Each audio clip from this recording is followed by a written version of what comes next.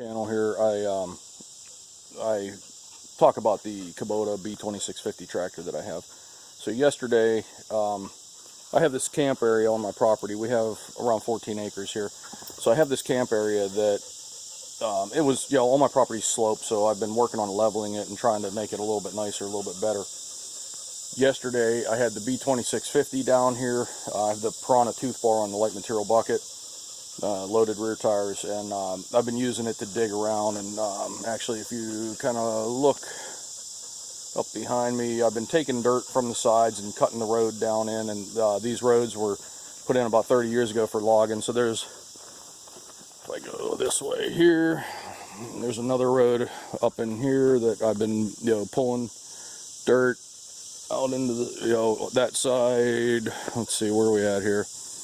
This side here, pulling dirt, hard to do with my hand, and also the other side, and also cutting the road up in, dropping the road level down just to take and steal dirt. And the reason I'm stealing dirt is behind me is the camp area that we're setting up. So I've been trying to take it from the natural slope that is, let me see if I come over this way here,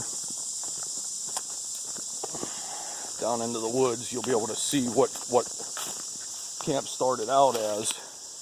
Okay, there you go. You can see over here where I've pushed the dirt out that way to bring our platform to the camp area, to bring it more level.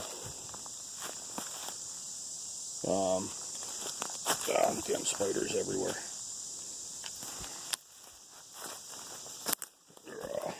Stumbling around in the woods trying to keep spiders out of my head.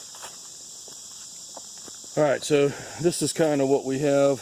And what I also did, my buddy has a large, it's a 9,600 pound skid steer. It's a New Holland 232, 75 horse turbo. So we came over here and this again was a road that was put in 30 years ago as part of the logging trails that they had cut.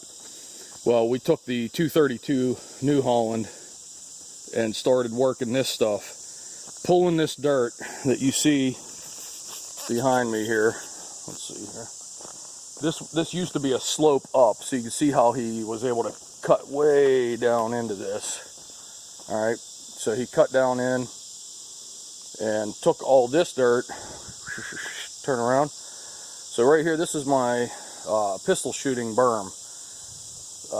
The concept here is I can now shoot into this wall of clay. Of course, not while people are here at the camp area, for two separate purposes. But I can now shoot into this clay wall and have, what, about 8 foot of clay that you're shooting into. So what I'm going to do is I'm going to frame this area out. So I'm going to come from back here. I'm walking away from the berm, or I'm walking up the road he cut in. So now this is level. This used to be an uphill, so you were shooting downhill. So now what you're going to be able to do is you're going to be able to stand back this way. I'll frame this in with 4x4s up. I'll put a 2x4 across, and I'll put some stanchions down with some clamps, so you'll be able to hang your targets and shoot down in about mid-height of that berm, which would be shooting into, say, human target chest area. Pacing it off, let's see here. If I pace this off, I'm holding the phone facing the berm now. So I'll go just normal walking. 1, 2, 3, 4, 5, 6, 7, 8, 9, 10, 11, 12, 13, 14, 15, 16, 17, 18, 19, 20, 21, 22, 23, 24, 25, 26, call it 27 paces. So almost, so probably somewhere in the neighborhood of 80 feet. Now, he and I were talking about bringing his machine back another time and pushing back a little bit more and trying to get 100 feet, not 100 yards, 100 feet. I have rifles, but I can go to a range that has 400-yard range, 200-yard range, 100-yard range if I want to. I'm just looking for being able to have, like, me or my son come down here and not deal with the hooligans that go to public ranges, and be able to safely shoot into a berm here on my property. So that's the whole point of that.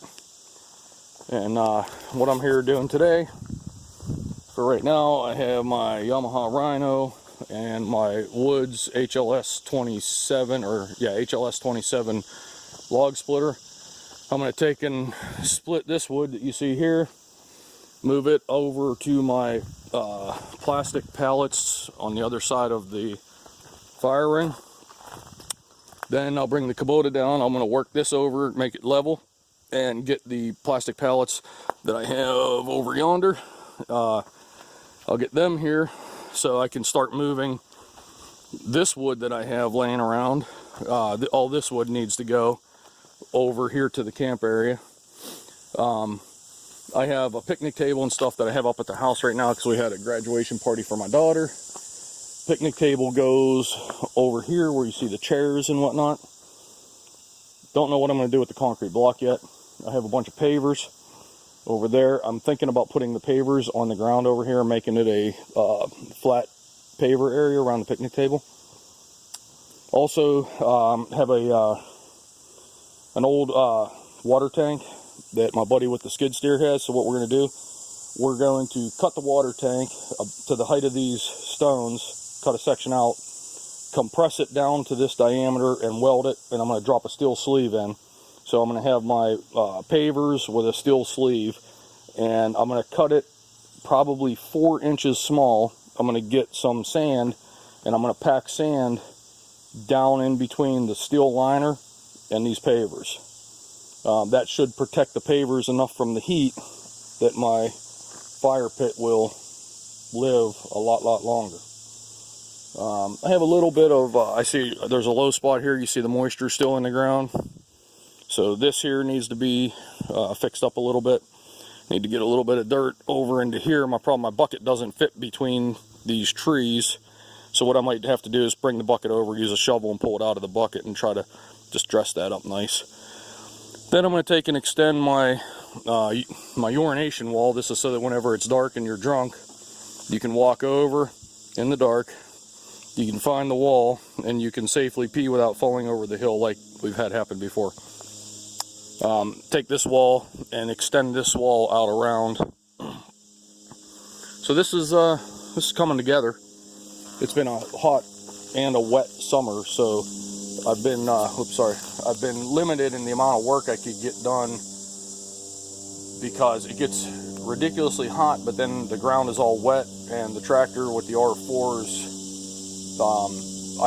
it's too steep out here. I get stuck, and I can't really push the dig. And then it gets dry, and I can only work out here for a couple hours before I'm literally like just soaked to the bone with sweat and miserable. So I just quit because I just don't like it. So yeah, today is going to be move some wood, fix a couple remaining low spots, and just address some details around here. My wife's going to come down. She's on her way down here in about an hour.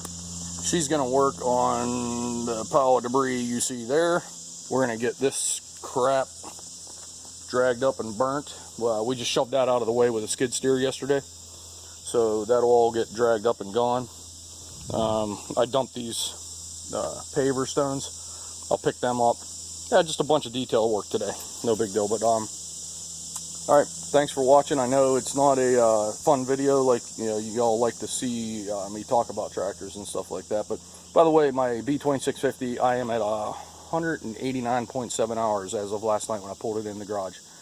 So that's 7 months old, and I'll call it 190 hours.